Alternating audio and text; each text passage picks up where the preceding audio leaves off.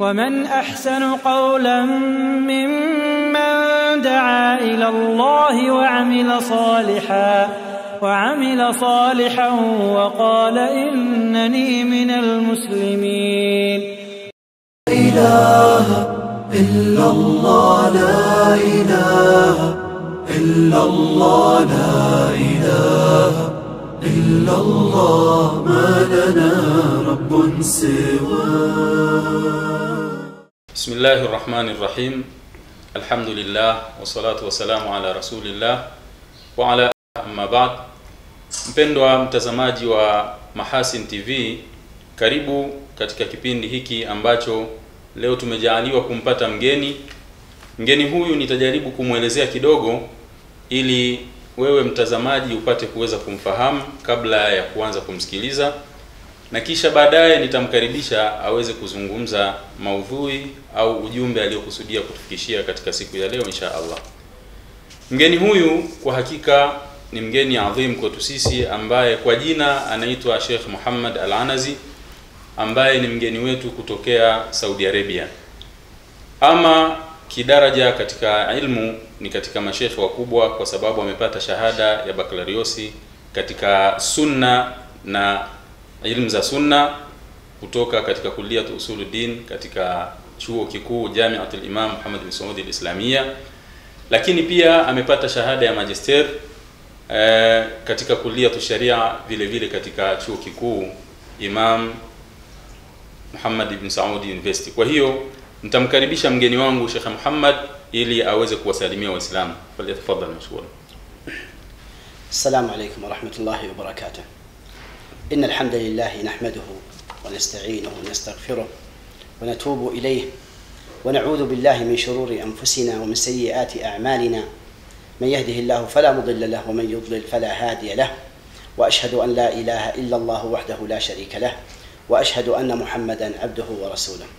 ثم أما بعد، أيها الإخوة في الله، أسأل الله العلي العظيم بأسمائه الحسنى وصفاته العلى أن يبارك لنا ولكم في هذا الشهر الكريم، وأن يعيننا على صيامه وقيامه، وأن يتقبل منا، وأن يجعلنا من عتقائه من النار. وأسأله سبحانه أن يكون هذا الشهر شهر عز ورفعة للإسلام والمسلمين في كل مكان. Mpendwa mtazamaji, huyu ndiye mgeni wetu, ndiye Sheikh Muhammad Al-Anaz kama anavyoonekana na kama unavyomsikia. Ameanza mazungumzo yake kwanza kabisa kwa kumhimidi Allah tabaraka wa taala na pia kumswalia Mtume sallallahu alayhi wasallama. Kisha baada ya hapo akaendelea au akaanza kwa kumwomba Allah tabaraka wa taala atujalie mwezi huu mtukufu wa Ramadhani uwe ni mwezi wa kheri, uwe ni mwezi wa baraka, uwe ni mwezi wa utukufu, izza pamoja na utukufu kwa umma wa Kiislamu. Lakini vile vile akamuomba Allah tabaraka wa taala atusaidie, atuwezeshe tuweze kufanya vizuri katika mwezi huu mtukufu wa Ramadhani, kisimamo chetu pamoja na saum vile vile ziwe ni saum zenye kukubalika. إخواني الكرام، لا شك بأن هذا الشهر الذي نحن نستقبله الآن هو من أعظم الشهور وأفضل الشهور عند الله سبحانه وتعالى، لأن هذا الشهر احتوى على فضيلة، وهي فضيلة الصيام التي قال عنها الله سبحانه وتعالى في الحديث القدسي: كل ابن آدم عمله له إلا الصوم فإنه لي وأنا أجزي به، ترك طعامه وشرابه وشهوته من أجلي. فهذا الحديث يدل دلالة خاصة بأن الله سبحانه وتعالى جعل الصيام له هو يجزي به سبحانه وتعالى، وذلك لأن الصوم احتوى على أمر عظيم وعبادة خفية، فالإنسان يستطيع أن يأكل ويشرب في خفية عن الناس، ولكن هذا الصوم هو الذي يتمثل فيه الإخلاص والصدق مع الله سبحانه وتعالى، عندما الإنسان يختلي بنفسه وأمامه الشراب وأمامه الطعام فلا يأخذ هذا الشراب ويشربه ولا يأكل هذا الطعام. لماذا؟ إخلاصا وصدقا لله سبحانه وتعالى. Ndugu mtazamaji, Mgeni anaendelea kutuhusia, anasema kwa hakika mwezi huu mtukufu wa Ramadhani tunaokwenda kupokea au unaoanza ni katika miezi iliyokuwa mitukufu na ni miezi iliyokuwa na malipo makubwa sana mbele za Allah Subhanahu wa Ta'ala. Akanukuu maneno ya Mtume sallallahu alaihi wasallam ambayo pia ni katika hadithi al-Qudsi kwamba Allah Tabaraka wa Ta'ala anasema kila amali, kila ibada anayoifanya mwanadamu, Allah Tabaraka wa Ta'ala anasema ni yake mwanadamu, isipokuwa saum Allah Tabaraka wa Ta'ala ameihusisha na yeye. Japokuwa tunafahamu kwamba ibada zote tunazozifanya mlipaji ni Allah Tabaraka wa Ta'ala, lakini jambo hili au ibada hii tukufu ya Ramadhan hakuihusisha kwake yeye isipokuwa kwa malengo maalum. Akasema kila amali aifanyayo mwanadamu basi inakuwa ni ya kwake, isipokuwa saum Allah akasema hiyo ni ya kwangu mimi na mimi ndio mlipaji, japokuwa kwamba amali zingine pia mlipaji ni yeye Allah Tabaraka wa Ta'ala. Kisha akasema kwa sababu mja huyu anaacha chakula chake, anaacha kinywaji chake kwa sababu tu ya kumwogopa Allah Tabaraka wa Ta'ala. Na tunafahamu kwamba mtu anapofunga ana uhuru, anaweza akaingia nyumbani kwake, chumbani kwake akajifungia, akala, ana uwezo wa kunywa, alafu hakuna yeyote amjuae. Lakini kwa ajili tu ya kumhofu na kumwogopa Allah Tabaraka wa Ta'ala, unakuta mtu anakuwa yeye ndio mlinzi, ndio msimamizi wa nafsi yake, anamwogopa Allah. Kwa hiyo Allah ameihusisha ibada hii ya somo kwamba yeye ni ya kwake na yeye ndio mlipaji, kwa sababu ndio ibada pekee au ni miongoni mwa ibada ambazo ikhlasi ndipo inapoonekana hapo.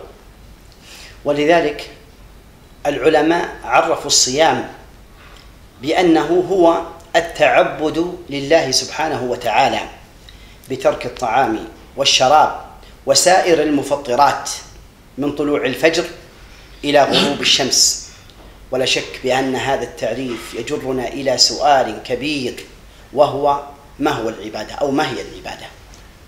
Ndugu mtazamaji, asema ibada hii ya saum kutokana na kwamba ni katika ibada tukufu ambazo zimebeba ikhlas, yani kumkusudia tu Allah peke yake katika ibada hii, ndio maana tunakuta kwamba saum vile wanavyoielezea wanachuoni imeelezewa kwamba maana yake saum au kitendo cha kufunga ibada hii kwamba ni kumwelekezea ibada hii Allah Subhanahu wa Ta'ala, ni kitendo cha mwanadamu kujizuia au kumkusudia Allah Subhanahu wa Ta'ala kwa ibada, kwa kuacha vitu vyote ambavyo anahisi au vimeelezwa katika sheria ni katika vitu vinavyomfuturisha mwenye kufunga. Anaacha kula, anaacha kunywa na mambo mengine mengi ambayo wameyaeleza wanawachuoni, lakini anayaacha yote haya ta'abbudan lillah, anayaacha kwa ajili tu ya kumkusudia Allah Subhanahu wa Ta'ala kwa ibada. Kwa hiyo ni ibada adhimu ambayo inakuwa na uchamungu wa aina yake. Lakini akasema tukiangalia maelezo haya ya wanachuoni jinsi wanavyoielezea saum, maelezo yao yanatukokota katika swali lingine la msingi sana ambalo swali hilo kwamba nini maana ya ibada, kwa sababu nimeanza kuyaelezea au ameanza kuelezea shekhe kwamba kufunga ni kumwelekea Allah au ni kumkusudia Allah kwa ibada. Ibada yenyewe iwe ni kuacha kula na kunywa na kila jambo ambalo mtu anahisi linaweza likamharibia saumu yake kwa kumkusudia Allah. Kwa hiyo tunapata swali lingine la msingi ambalo shekhe atakuja kulielezea, ibada ni nini? Nini maana ya ibada, kwa sababu saumu pia ni ibada. العبادة هي كما عرفها شيخ الإسلام ابن تيمية رحمه الله تعالى بأنها هي اسم جامع لكل ما يحبه الله ويرضاه من الأقوال والأعمال الظاهرة والباطنة. Ibada ndugu katika imani, ndugu mtazamaji, ni kama wameieleza wanachuoni wengi, lakini hapa ametaja taarifu ya Sheikh al-Islam bin Taymiyyah kwamba ameeleza kwamba neno ibada ni jina lililokusanya kila jambo ambalo analipenda Allah Tabaraka wa Ta'ala na analiridhia, yani ameridhika nalo, iwe ni katika maneno au matendo, yawe ni ya dhahiri au ni ya siri. Kwa hiyo neno ibada ni neno limekusanya mambo hayo, limekusanya kila kitu kinachopendezwa kwa Allah na Allah anakiridhia katika maneno, katika vitendo, tena viwe ni vya siri au vya dhahiri. وهذه الأعمال أو هذا التعريف، إذا بدينا نتأمل في هذا التعريف ونحاول أن نفصل هذا التعريف، فإن نبدأ به بأنها اسم جامع، أي أن هذه العبادة جامعة تجمع أشياء كثيرة جدا. ما هي هذه الأشياء؟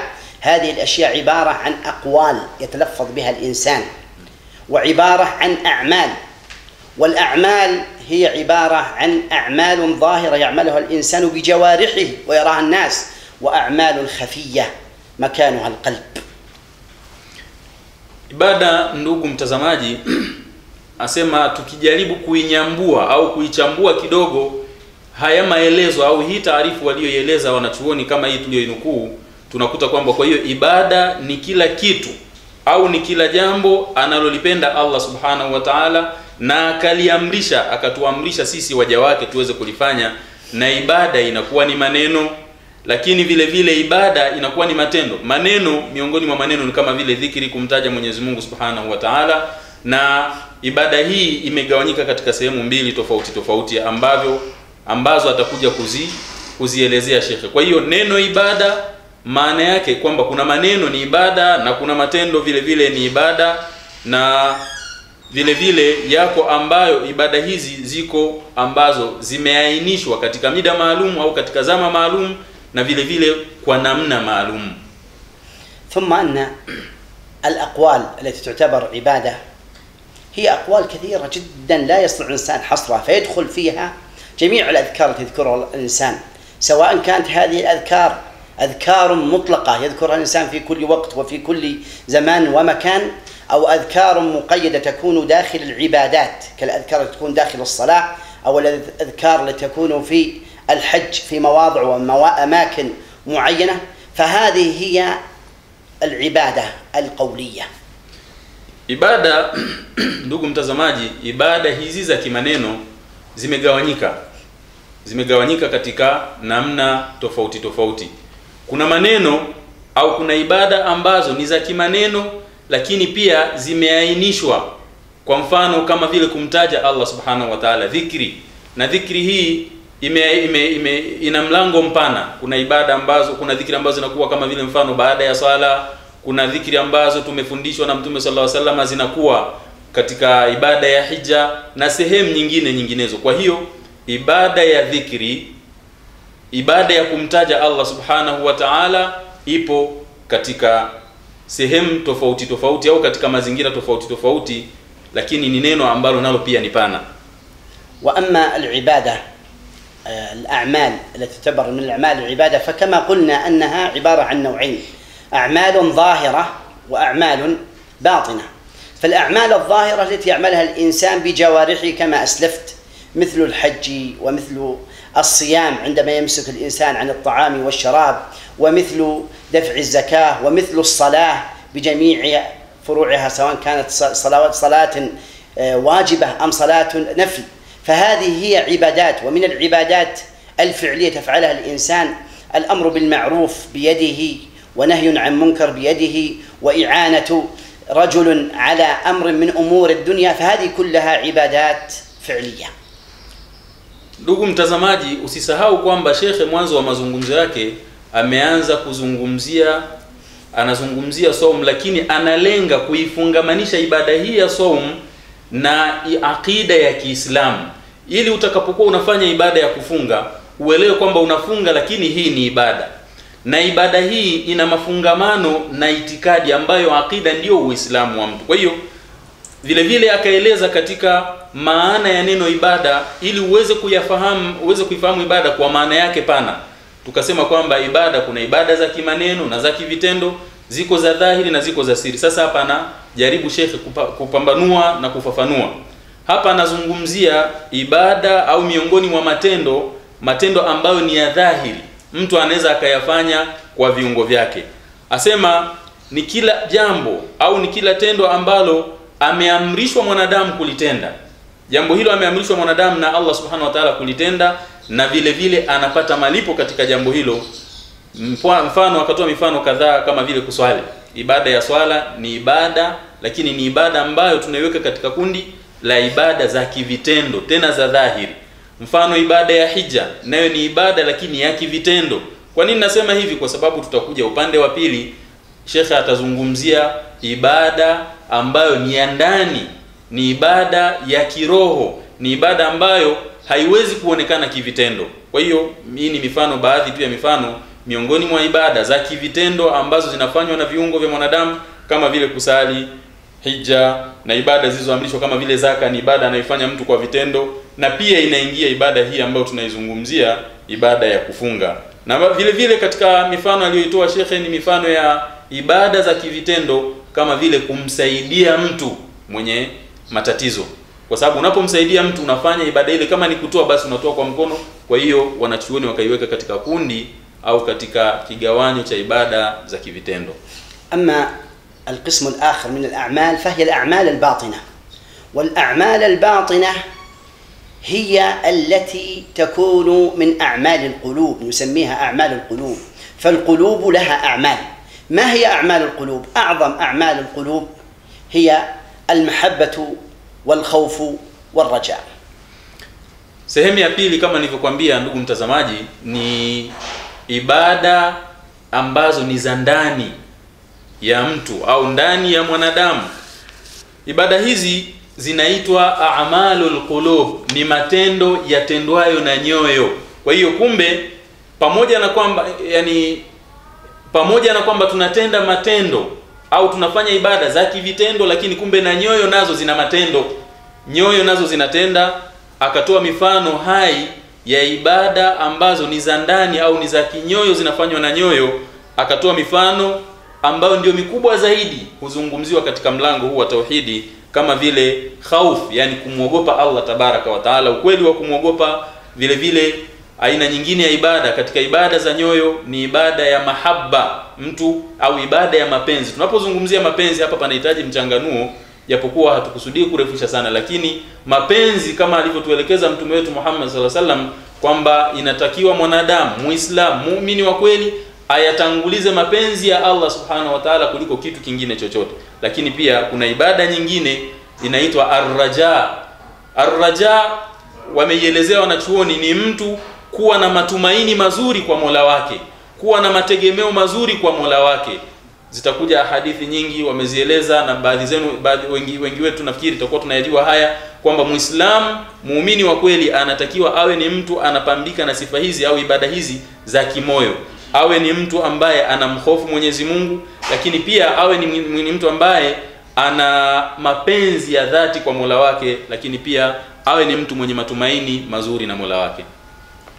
ثم عندما نريد يعني نتحدث عن هذا الصيام، فالمسلم إذا صام هذا المسلم يعني صيام، فهو يستحضر في نفسه بأنه عندما امتنع عن الطعام والشراب وسائر المفطرات امتنع عن هذه أولا محبة لله سبحانه وتعالى، والأمر الثاني أنه امتنع عنها خوفا من أن يقع فيما حرم الله سبحانه وتعالى فيستحق عقابه، وأيضا أنه صام وترك هذه الفترة أيضا رجاء ما عند الله سبحانه وتعالى من الثواب، لأن النبي صلى الله عليه وسلم قال: في الجنة باب لا يدخل منه إلا الصائمون وهو باب الريان. إن في الجنة باب اسمه الريان لا يدخل منه إلا الصائمون. Kwa hakika ibada hii ya saum, ndio maana nikasema mwanzo kwamba inatakiwa Muislamu unapofunga uifungamanishe na akida, uifungamanishe na tauhidi. Asema Muislamu unapofunga ibada hii ya funga usifanye kama mazoea, usifunge tu kwamba bora umefunga, la, isipokuwa unatakiwa uelewe kwamba ibada hii unaifanya kwanza iwe imejengeka katika mapenzi, kwamba unaifanya kwa ajili ya kumpenda Allah subhanahu wa ta'ala, kwamba Allah aliyekuumba ndio kakuamrisha ibada hii ya kufunga. Kwa hiyo unaifanya kwa mapenzi ya dhati ya kumpenda Allah Mola wako, kwamba ndio kakuamrisha. Hiyo ni jambo la msingi katika ibada, ndugu zangu katika imani. Lakini vile vile ibada hii ya kufunga pamoja na ibada zingine, lakini tunagusia kufunga kwa sababu ndio ibada iliyoko mbele yetu, pia aifanye Muislamu hali ya kuwa anaogopa adhabu za Allah subhanahu wa ta'ala. Kwa hiyo huu nao ni msingi pia muhimu sana katika ibada, kwamba unapofunga ufunge kwa ajili ya kuogopa kwamba usikaidi au usikiuke maagizo ya Mola wako aliyekuumba, amekutaka ufunge. Kwa hiyo unafunga kwanza kwa ajili ya mapenzi ya kumpenda Allah subhanahu wa ta'ala ambaye ndio ameamrisha, Pili, unafunga kwa ajili ya kuhofu na kuogopa adhabu za Allah alizozizungumza kwa watu wenye kukiuka maamrisho yake. Lakini jambo la tatu na la msingi, unafunga kwa ajili ya kutaraji malipo mazuri ambayo Mwenyezi Mungu Subhanahu wa Ta'ala ameahidi kwa wale watakao kwenda sawa sawa wakafuata maelekezo na maamrisho yake. Akanukuu hadithi kwamba Mtume sallallahu alaihi wasallam amesema, kwa hakika huko peponi Allah Tabaraka wa Ta'ala ameweka mlango maalum ndani ya pepo. Mlango huo wataingia watu maalum. Mlango huo unaitwa Rayyan, ni mlango wa watu walioshikamana na saumu hapa duniani. Kwa hiyo tunafunga juu ya misingi mitatu. Kwanza, kwa sababu ya mapenzi yetu, tunampenda Allah Tabaraka wa Ta'ala ambaye ndio ameamrisha. Pili, tunafunga kwa sababu tunaziogopa adhabu za kukiuka maamrisho ya Allah. Na tatu, tunafunga kwa sababu ya kutaraji yale mazuri aliyoyaahidi Allah Tabaraka wa Ta'ala kwa watu wenye kutekeleza maamrisho. الأعمال القلبية قد شبهها العلماء بمثل الطائر، فالمحبة رأسه والرجاء والخوف جناحه. فلك بطائر بدون رأس، هل يطير؟ لا يطير. كذلك إذا كان هناك طائر بلا جناح فلا يطير، وإن طار فيطير طيران متعرجة.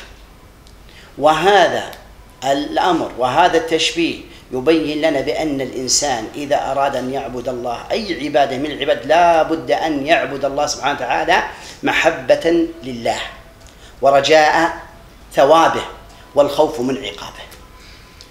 Na ibada hii au ibada hizi za kiroho za kimoyo ambazo tumeziita a'malu qalbia, matendo yatendwayo na nyoyo, wanachuoni wameyafananisha mambo haya matatu tuliyoyataja au ibada hizi za kimoyo zinazofanyika na moyo, wamezifananisha na ndege. Asema kwamba matendo haya ni mfano wa ndege. Ndege ambaye, ndege mnyama, sio ndege chombo cha usafiri, ndege mnyama, kwamba mahaba ndiyo kichwa chake. Yani mtu kuwa na mapenzi ya dhati kwa Mola wake wakati anapotekeleza ibada ndiyo kichwa, ndiyo mfano wa kichwa katika ndege.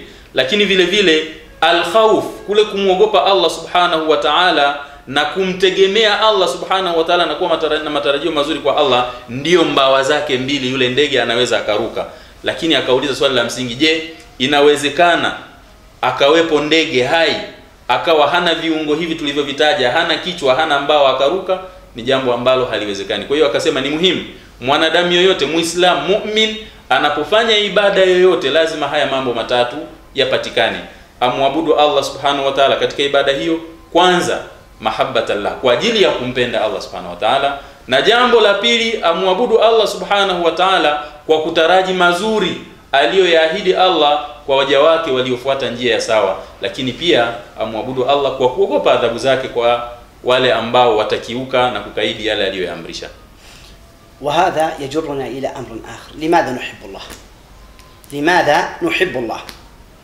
الطفل الصغير تجد أنه متعلق بأمه. لماذا هذا الطفل متعلق بأمه؟ لأن هذا الطفل يرى منها العناية، فيرى بأن أمه هي من تنظفه وهي من ترعاه وترعى شؤونه. فنحن نحب الله سبحانه وتعالى لأن الله سبحانه وتعالى هو الذي خلقنا وهو الذي أوجدنا من العدم، وأن الله سبحانه وتعالى هو الذي أنعم علينا بهذه النعم الظاهرة، ولأن الله سبحانه وتعالى هو الذي رزقنا، ولأن الله سبحانه وتعالى هو الذي يعتني بنا ويعتني بشؤوننا، فلذلك نحن نحب الله سبحانه وتعالى. Ndugu mtazamaji, asema maelezo yaliyotangulia haya yanatukokota katika swali lingine la msingi. Kwa nini tunampenda Allah Tabaraka wa Ta'ala? Tumesema tufanye ibada zetu ziwe zimejengeka katika mapenzi ya dhati kwa Allah. Kwa nini tunampenda Allah Subhanahu wa Ta'ala? Akatoa mfano wa mtoto mdogo ambaye yuko katika uangalizi wa mama yake. Tunakubaliana wote kwamba hakuna mtoto asiyempenda mama yake. Lakini unadhani, ndugu mtazamaji, kwa nini mtoto ampende mama yake?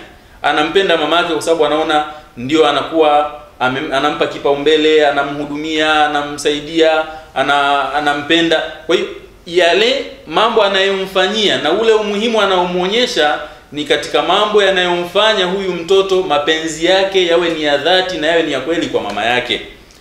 Hivyo sisi wanadamu hasa sisi ambao Allah tabaraka wa taala ametujalia kwamba tuna sifa ya iman, tunaamini kuwepo kwake, tunamwamini Mwenyezi Mungu subhanahu wa taala, vile vile tunampenda Mola wetu Allah tabaraka wa taala, kwa sababu tunaamini kwamba yeye ndiye ametuumba na kwamba yeye Allah subhanahu wa taala ndiye ametufanya tuwepo kutoka katika hali ya kutokuwepo, kwa sababu Qur'ani inaeleza kwamba mwanadamu hakuwa ni kitu chochote chenye kutajwa.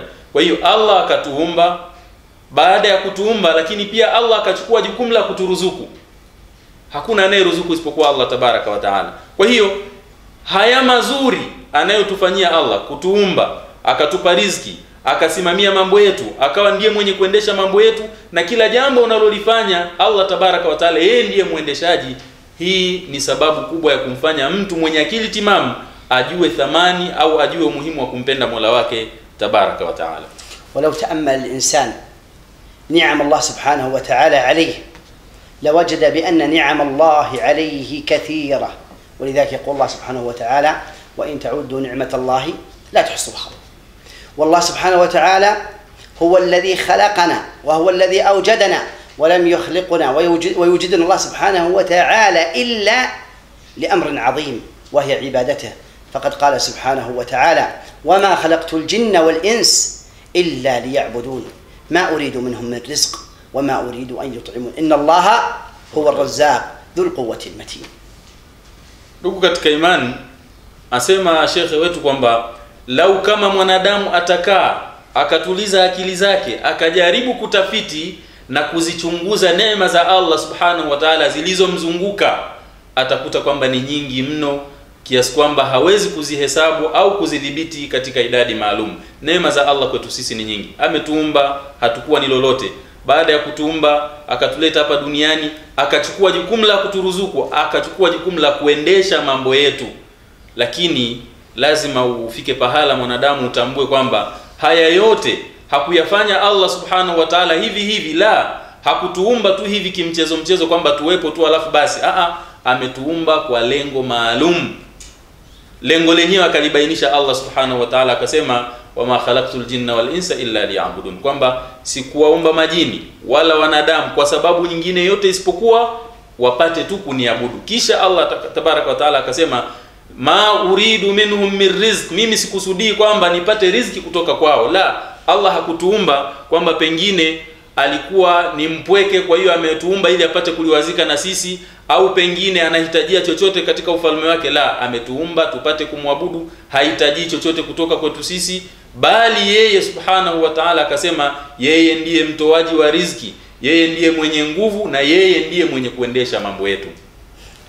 ثم أيها المسلم وأنت تصوم تذكر بأن هذا الصيام عبادة، وهذه العبادة من الأشياء التي خلقك الله سبحانه وتعالى من أجلها لغايتها. فحينما تصوم وأنت تتذكر أن ما تقوم به الآن من ترك للشراب والطعام وسائر المفطرات من طلوع الفجر إلى غروب الشمس هو عبادة لله سبحانه وتعالى، فتذكر معها أمرا آخر، وهو أن هذه العبادة قد أمرك الله سبحانه وتعالى أيضا بعبادات أخرى، منها ترك الكذب، ومنها ترك شهادة الزور، ومنها عدم الغيبة وعدم النميمة، وأن تكثر من ذكر الله وتكثر من تلاوة القرآن وعبادته. فكل هذه من الأشياء التي تقربك إلى الله سبحانه وتعالى. Asema kisha ndugu katika imani, pindi unapofunga katika ibada hii ya funga, lazima nafsi yako moyoni mwako uitambulishe nafsi yako ifike pahala ielewe kwamba hii ni ibada. Tumeeleza hapo nyuma kwamba Allah ametuumba kwa lengo la ibada, miongoni mwa ibada ni hii ibada ya funga. Kwa hiyo wakati unapofunga lazima uzingatie kwamba uko ndani ya ibada, na kama uko ndani ya ibada, ibada hii uifanye kwa malengo ya kujikurubisha kwa Allah tabaraka wa taala. Kisha katika ibada hiyo, ili iweze kukubalika na uweze kukufikisha katika lengo, lazima ujue kwamba Allah amekuamrisha ibada hii, lakini kuna vitu amekukataza. Kwa hiyo ibada hii ya funga, ndugu zangu katika imani, unapofunga lazima ujue kuna vitu inatakiwa usivikurubie bali ujiepushe navyo. Miongoni mwavyo ni swala la kwamba mtu unapofunga utahadhari na kusema uongo, utahadhari na kushuhudia uongo, utahadhari na kuteta na kusengenya na mambo mengine yote. Lakini pia ibada hii ya funga si tu kushinda na njaa na kiu, kuna mambo mengine yanaisindikiza ibada hii. Miongoni mwa mambo hayo, ukithirishe kumtaja Allah subhanahu wa ta'ala. Usiridhike tu kwamba wewe umefunga kuanzia asubuhi mpaka jioni hujala kitu, la, ufanye mambo mengine yanayoisindikiza ibada hii ya saum iweze kufika katika malengo. Ukithirishe kumtaja Mwenyezi Mungu subhanahu wa ta'ala, ujiepushe na hayo niliyokutajia ndugu mtazamaji. ثم أخي المسلم تذكر بأن هذا الشهر الذي نحن فيه هو من أعظم وأفضل الشهور عند الله سبحانه وتعالى، وهو من المحطات التي جعلها الله سبحانه وتعالى في حياة الإنسان يتزود بها لآخرته. يقول النبي صلى الله عليه وسلم: من صام رمضان إيمانا واحتسابا غفر له ما تقدم من ذنبه. ويقول النبي صلى الله عليه وسلم: من قام مع إمامه حتى ينصرف كتب له قيام ليلة. ويقول: من قام رمضان إيمانا واحتسابا غفر له ما تقدم من ذنبه.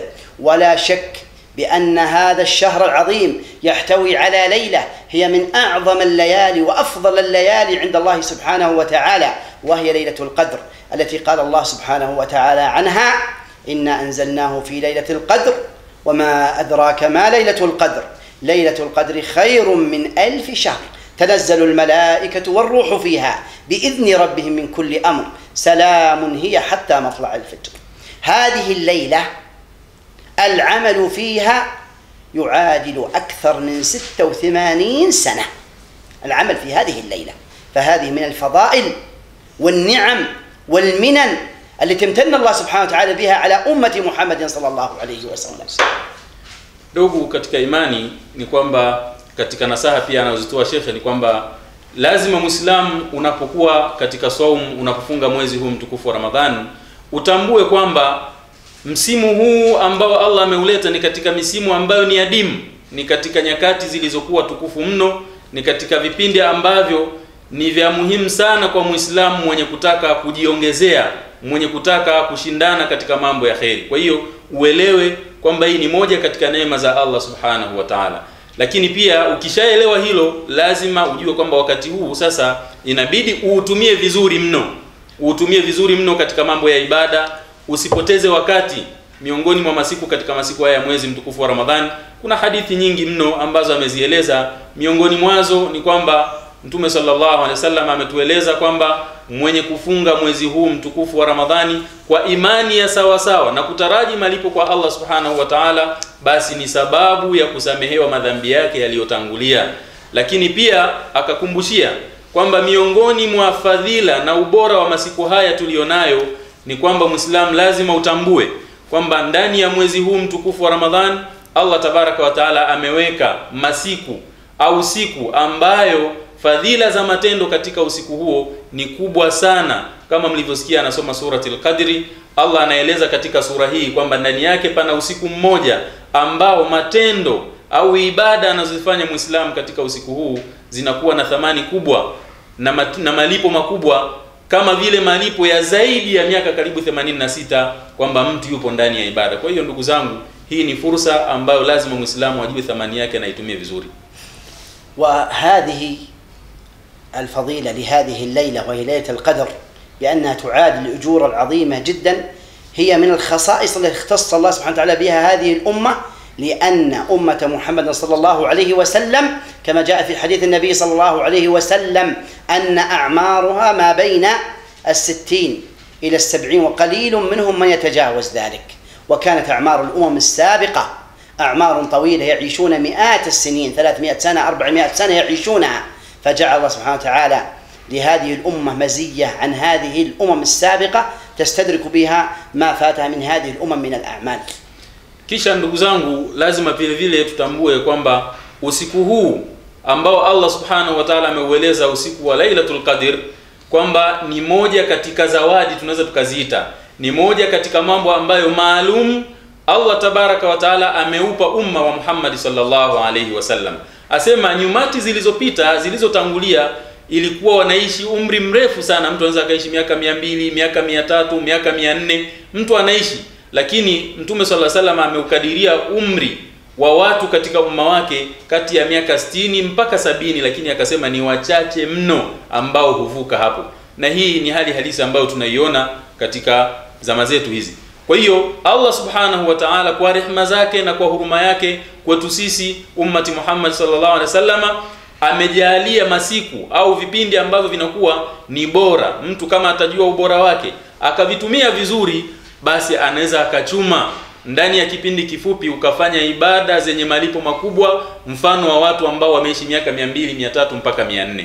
Kwa hiyo lazima Muislamu ujue kwamba thamani ya masiku unayoendea ni masiku yenye thamani kiasi gani. ثانيا من الأشياء التي يجب على المسلم أثناء صيامه من أجل أن يحصل على هذا الأجر العظيم المترتب على هذا الصيام، يجب عليه أن يعرف بأن أي عمل من الأعمال أي عمل من الأعمال لا يمكن أن يقبل هذا العمل إلا بوجود شرطين له. الشرط الأول الإخلاص لله سبحانه وتعالى، والشرط الثاني وهو الاقتداء وأن لا يعمل هذا العمل إلا كما فعله النبي صلى الله عليه وسلم. Pia ndugu mtazamaji, katika mambo ya msingi unayotakiwa kuyajua wakati unapoiendea hii ibada ya saumu, lazima uelewe kwamba ibada yoyote anayoifanya Muislamu ili iweze kukubalika lazima iwe imepatikana ndani yake masharti makubwa mawili. Ili ikubalike na ili upate malipo katika ibada hiyo unayoifanya, lazima yapatikane masharti mawili. Kama hayakupatikana masharti hayo, ibada hiyo itakuwa haina malipo kwa Allah subhanahu wa ta'ala. Sharti la kwanza, ikhlas. Ibada hii ya kufunga pamoja na ibada zingine uifanye hali ya kuwa una ikhlas, yani umemkusudia Allah subhanahu wa ta'ala, si lengo lingine. Usije ukafunga kwamba kwa sababu Waislamu wamefunga, tuko katika mwezi wa kufunga, nitaonekanaje ninakula mchana wa mwezi wa Ramadhani, ukaiambia nafsi yako, ikawa nia yako ni hiyo, hapa utakuwa haujamkusudia Allah subhanahu wa ta'ala. Kwa hiyo tunatanabaishana kwamba ibada yoyote ili ikubalike lazima ipatikane ikhlas. Na sababu nyingine ya pili au sharti nyingine ya pili ya kukubalika matendo ya mtu ni kwamba lazima matendo hayo ayafanye kwa mujibu wa mafundisho ya mtume wetu Muhammad sallallahu alaihi wasallam. Matendo hayo unayoyafanya au ibada hiyo unayoifanya kama haiko katika muongozo aliyouelekeza na kufundisha mtume sallallahu alaihi wasallam, ibada hiyo itakuwa imekosa masharti mawili ya kukubalika, na kwa hiyo itakuwa haina malipo kwa Allah. هذان الشرطان هما مقتضى الركن الأول من أركان الإسلام، وهو شهادة أن لا إله إلا الله وأن محمدا رسول الله. Ndugu katika imani, masharti haya mawili tuliyoeleza ndiyo muktadha wa nguzo ya kwanza katika Uislamu. Wote tunafahamu Uislamu una nguzo 5. Nguzo ya kwanza ni shahada. Masharti haya mawili usije ukasema yametoka wapi, mbona tunaelezana masharti, au mbona wanachuoni wanazungumzia mambo ambayo hayana dalili. La, wanachuoni Allah tabaraka wa taala amewajalia, amewapa nuru, amewapa ufahamu kwa kukisoma kitabu chake. Mambo unayoyakuta katika vitabu vya wanachuoni wanaeleza mara nyingi huwa yametokana na ufahamu wao waliopewa na Allah subhanahu wa ta'ala wa kuyafahamu maneno ya Allah na mafundisho ya Mtume sallallahu alaihi wasallam. Sasa hizi sharti mbili za kukubalika kwa matendo, ikhlas na kumfuata Mtume sallallahu alaihi wasallam katika ibada hiyo, wamezitoa wanachuoni katika nguzo ya kwanza katika nguzo za Uislamu, shahadatu an la ilaha illa Allah wa anna Muhammadar rasulullah. Hapa ndipo yalipotoka masharti haya mawili. فما معنى شهادة أن لا إله إلا الله؟ هذه الكلمة العظيمة قد عرف كفار قريش معنى هذه الكلمة، فعندما دعاهم النبي صلى الله عليه وسلم على أن يقولوا شهادة أن لا إله إلا الله رفضوا، لأنهم يعرفون المعنى لهذه الكلمة. فمعنى هذه الكلمة وهي لا إله إلا الله أنه لا معبود بحق إلا الله سبحانه وتعالى. فهذه الكلمة تحتوي على ركنين عظيمين، وهما النفي والإثبات. فالنفي أنها تنفي الآلهة عن الجميع، ثم أنها تثبت أن الله سبحانه وتعالى هو الإله الحق المستحق للعبادة. Tunakuja katika maana ya neno lenyewe la ilaha illa Allah. Nini maana yake? Asema kwamba neno hili Mtume sallallahu alaihi wasallam alipowaambia makuraishi wa Maka kutamka neno hili, walikuwa wanaelewa maana au ndani wa maana ya hili neno. Ndio maana walikuwa ni wazito, walikuwa tayari kupigana na Mtume sallallahu kwa sababu walikuwa wanaelewa nini maana ya hii kalima. Sasa unaposema la ilaha illa Allah, neno hili lina nguzo mbili za msingi. Kwanza, unakataa kwamba hakuna yeyote wala chochote kinachostahili kuelekezewa ibada isipokuwa Allah, la ilaha illa Allah. Lakini vile vile neno hili lina nguzo mbili za msingi. Kwanza, la ilaha ni nguzo ya kwanza ya hii shahada. Unakataa kwamba hakuna kabisa kinachostahili kuelekezewa ibada kwa namna yoyote. Kisha nguzo ya pili unakuja unathibitisha kwamba mwenye kustahili ibada hiyo ni Allah peke yake na hakuna kinginecho. ومعنى شهادة أن محمد رسول الله معناها أن لا يطاع الله سبحانه وتعالى إلا بما شرع النبي صلى الله عليه وسلم. معنى شهادة أن محمد رسول الله هي طاعته فيما أمر واجتناب ما نهى عنه وزجر، وأن لا يعبد الله سبحانه وتعالى إلا بما شرع محمد صلى الله عليه وسلم. Naam. Na neno hili ni kwamba unaposema la ilaha illa Allah, neno hili la shahada kama nilivyoeleza lina nguzo mbili, lakini vile vile lina masharti yake. Miongoni mwa masharti yake kwamba hii nguzo ya pili hii ya Muhammadur Rasulullah, kwamba mtu anapolitamka neno hili aelewe kwamba amechukua mkataba wa kumtii Mtume sallallahu alayhi wasallama katika yale yote aliyoyaamrisha. Lakini vile vile aelewe mtu kwamba amechukua dhima ya kwamba hatomwabudu Allah subhanahu wa ta'ala isipokuwa kupitia sheria alizozifundisha mtume wetu Muhammad sallallahu alayhi wasallam.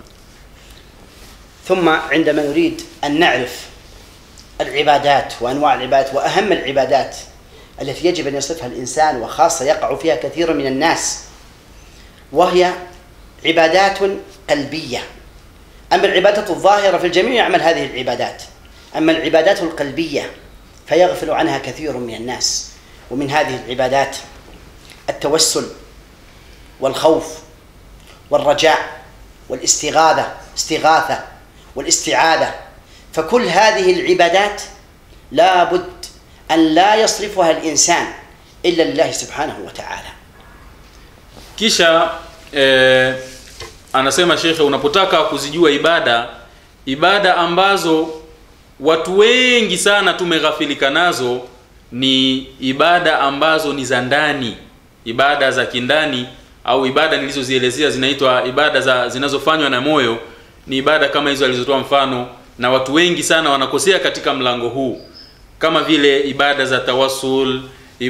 Yani tawassul, neno hili hata katika Kiswahili tunalitumia, yani ni mtu kuomba dua kupitia kwa, hapa katikati ukaweka kama vile wasila au ukaweka kama vile wakili baina yako na Allah subhanahu wa ta'ala. Na hawa mawakili wanaowekwa na watu baina ya huyu muombaji na Allah subhanahu wa ta'ala wako aina tofauti tofauti. Mwingine anaweza akaweka pengine kaburi, wengine mzimu, wengine babu yake, wengine wali. Alimradi kwamba huyu wakili anayewekwa katikati hapa tunatofautiana au watu wametofautiana. Kwa hiyo hii ni moja katika ibada za msingi, ibada za kimoyo au za kiroho ambazo inatakiwa watu watanabahi sana. Vile vile akataja ibada ya tawakkul, mtu kumtegemea Allah subhanahu wa ta'ala. Wengi huwa tunajidai kwamba tunamtegemea Allah, lakini ukifuatilia hali halisi zetu kiundani ni kwamba mategemeo yetu au kumtegemea kwetu Allah subhanahu wa ta'ala ni kuchache sana, hasa mtu anapokumbwa na mitihani. Hapa ndipo tunapokuwa tunawezeka. Kwa hiyo ametaja ibada. Pointi ya msingi ya kuzingatia hapa ni kwamba ibada ambazo Muislamu au muumini inatakiwa azipe kipaumbele sana na awe ni mwenye kujichunguza katika mazingira hayo mara kwa mara ni zile ibada za ndani, ibada zinazofanywa na moyo. فالاستغاثة والاستعاذة والتوسل منه ما هو مشروع، وهو أن يتوسل الإنسان بالله سبحانه وتعالى وبأسمائه وصفاته، ويتوسل بأعماله الصالحة. وكذلك الاستغاثة أن يستغيث الإنسان بالله سبحانه وتعالى ويستعيذ بالله سبحانه وتعالى. فهذه كلها من الأعمال اللي غير منافية للشرك. أما أعمال الشرك فهو أن يستغيث الإنسان بغير الله، أو أن يدعو الإنسان غير الله، أو أن يتوسل الإنسان بغير الله.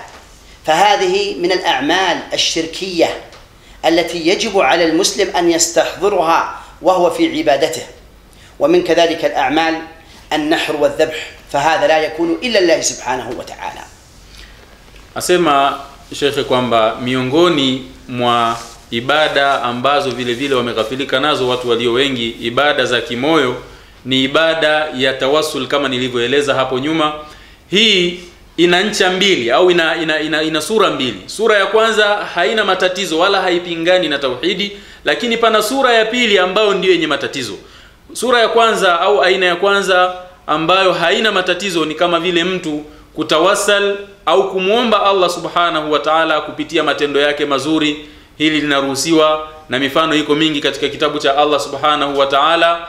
Lakini pia upande wa pili sasa, kuna tawasuli ambazo hazifai, ambazo zinamuingiza mtu katika shirki, zinamtoa mtu katika tauhidi. Akatoa mfano kama vile mtu kumtegemea au kumuomba asiyekuwa Allah subhanahu wa ta'ala, vile vile akaomba mtu kupitia kitu kingine, akaweka kitu kingine katikati baina yake na Mola wake, jambo ambalo limekatazwa kwa mujibu wa sheria. Sasa mambo haya, narudi katika pointi tu ya msingi kwamba inatakikana Muislamu wakati unapofanya ibada yoyote lazima uihudhurishe hii katika moyo wako, kwamba ibada unayoifanya lazima iwe inaafikiana na mafundisho ya Mtume sallallahu alaihi wasallam, lakini vile vile lazima uwe unamkusudia Allah subhanahu wa ta'ala, umtakasie nia.